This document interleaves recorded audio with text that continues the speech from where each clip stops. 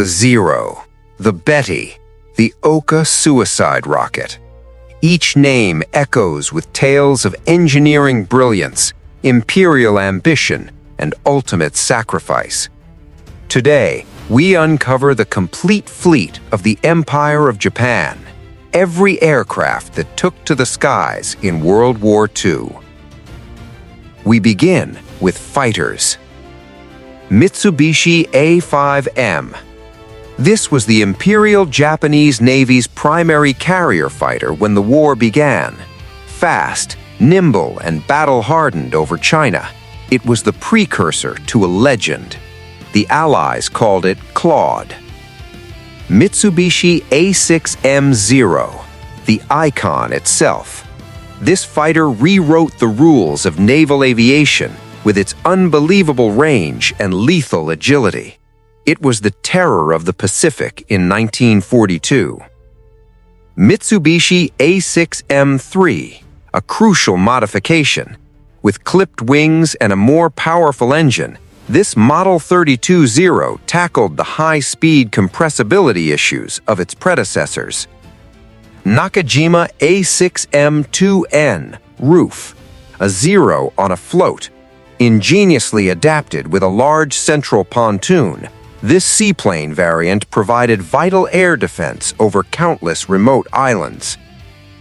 Kawanishi N1K1J, Rex. Born as a floatplane fighter, it proved so capable it was redesigned for land. Its complex gear gave pilots trouble, but its maneuverability was exceptional. Kawanishi N1K2J, Shiden Kai, George. The refinement. Stripped of its mid-wing and complex gear, this George became one of Japan's finest interceptors, finally a match for late-war Hellcats and Corsairs. Mitsubishi J2N, Raiden, Jack. Built not for dogfights, but to climb fast. This radial-engined interceptor was designed with one goal: to reach and destroy B-29s over the homeland. Nakajima J1N, Gecko, Irving. A twin-engine failure as a long-range escort that found redemption as a night hunter. Its unique Schrage music upward-firing cannons made it deadly in the dark. Nakajima K-27, Nate. The agile but obsolete cornerstone of the Army Air Force. This fixed-gear monoplane ruled the skies over Manchuria, but was a death trap by 1941.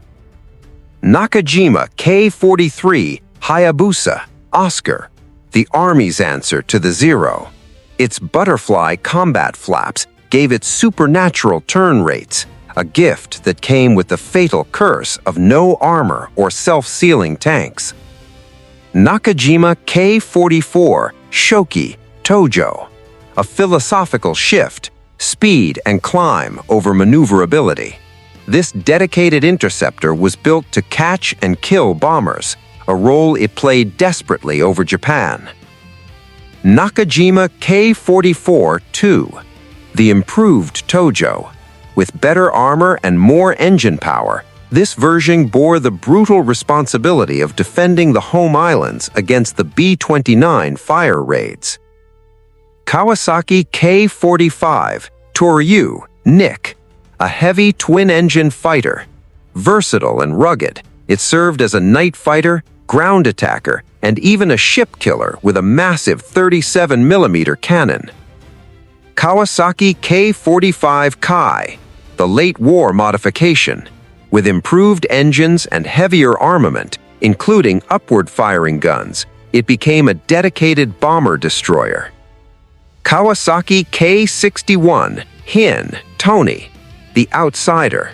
Its German-derived liquid-cooled engine gave it a sleek profile that confused Allied pilots. A competent, often underrated fighter. Nakajima K-84, Hayate, Frank. Arguably Japan's best mass-produced fighter. It combined the Zero's agility with the armor, firepower, and speed it desperately needed. A case of too little, too late. Kawasaki 100, the emergency masterpiece. Engineers took the troubled K-61 airframe, slapped on a reliable radial engine, and created arguably the best Japanese Army fighter of the war's end. Kawasaki K-102, a heavy hitter. This twin-engine fighter bomber packed a massive 57mm anti-tank cannon in its nose for hunting ships and bunkers.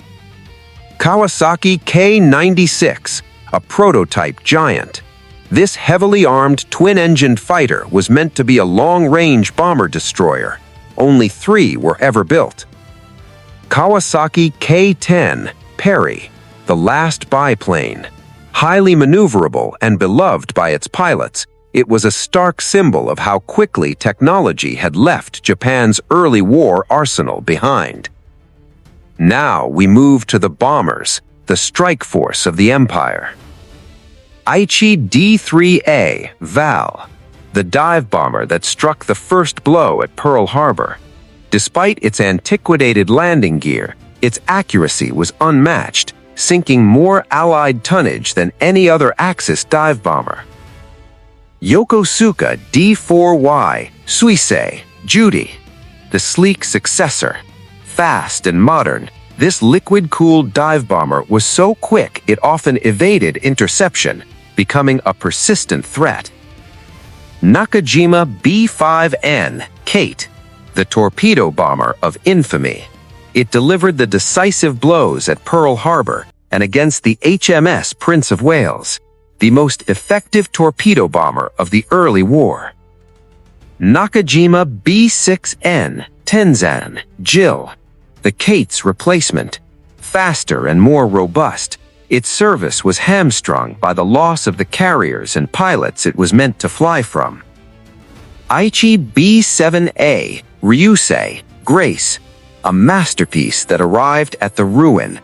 This large, fast carrier attack bomber could dive bomb and launch torpedoes with equal skill, but saw only a handful built.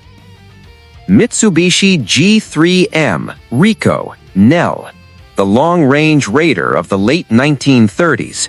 It showcased Japan's focus on range, bombing targets deep in China from Taiwan, stunning military observers. Mitsubishi G4M, Rico, Betty, the infamous flying cigarette lighter. Its phenomenal range came at the cost of all protection. It delivered the blows, but suffered catastrophic losses. Yokosuka PY-1N, Ginga, Milky Way, a fast, modern land-based bomber intended for night attacks and torpedo strikes.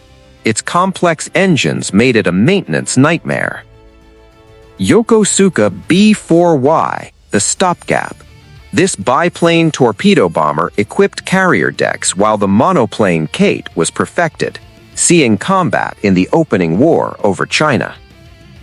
Nakajima B-3Y, an obsolete biplane from a bygone era, quickly relegated to training duties. Mitsubishi K-21, Sally, the workhorse heavy bomber of the Japanese Army. It raided cities across China and Southeast Asia, growing increasingly vulnerable as the war turned. Mitsubishi K-32, Mary, a light bomber with a short, brutal frontline career before being withdrawn to training units. Kawasaki K-48, Lily, a fast twin-engined light bomber. Like so many Japanese designs, its lack of defensive firepower and armor made it easy prey. Nakajima K-49, Donryu, Helen, designed to be better. With armor and self-sealing tanks, it was meant to survive, but it remained underpowered and vulnerable. Mitsubishi K-51, Sonia, the rugged Army cooperation plane. This sturdy dive bomber and reconnaissance aircraft served faithfully and ferociously on every front. Mitsubishi K-67, Hiryu, Peggy, the pinnacle. Fast, well-armed, and durable, this was the exceptional heavy bomber Japan needed years earlier. It even served as a deadly torpedo bomber. Aichi M6A1 Seiran, the submarine-born secret, designed to be launched from the giant I-400 class subs to bomb the Panama Canal, a mission that never came. Now the eyes of the fleet, reconnaissance and patrol. Nakajima C6N Sayun Myrt, arguably the finest carrier reconnaissance plane of the war. Its incredible speed made it nearly untouchable. Nakajima C5M Babs, the Army's high-speed eye. Based on a civilian racer, it provided critical intelligence in the early conquests.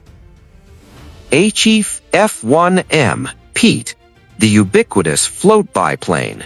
Seen on every battleship and cruiser. It did everything: spotting, anti-submarine patrol, and even makeshift dogfighting. Aichi E-13A Jake, the Navy's standard shipborne floatplane. Its long range made it perfect for scouting the vast Pacific, often the first to spot enemy fleets. Kawanishi E-7K Alf, the older, reliable biplane floatplane it replaced. Nakajima E-8N Dave, the reliable spotter of the 1930s, still on deck when the war began. Aichi E-16A Zuyun Paul, a modern floatplane designed for dive bombing as well as reconnaissance, a symbol of the blurred lines in Japan's desperate late-war doctrine. Kyushu Q-91 Tokai Lorna, the Landmark, the world's first dedicated anti-submarine warfare aircraft, hunting U.S. submarines with magnetic anomaly detectors. Nakajima E-4N, a vintage biplane from the 1920s, long obsolete. Mitsubishi K-15 Babs, the Army's counterpart, another speedster turned reconnaissance plane. Takikawa K-36 Ida, the Army cooperation plane, a direct counterpart to the German Storch. It directed artillery and performed light attacks over the Chinese front. Mitsubishi K-46 Dyna, the sublime high-altitude reconnaissance aircraft. With its graceful lines and great speed, it flew with near impunity for years. Kawasaki K-48-2 Kai, a desperate modification of the Lily bomber, now fitted for suicide missions. Yokosuka E-14Y Glenn, the submersible spy. Launched from submarines, this tiny floatplane conducted one of the war's most audacious reconnaissance missions over Oregon, USA. And now, the giants of the sea, the flying boats.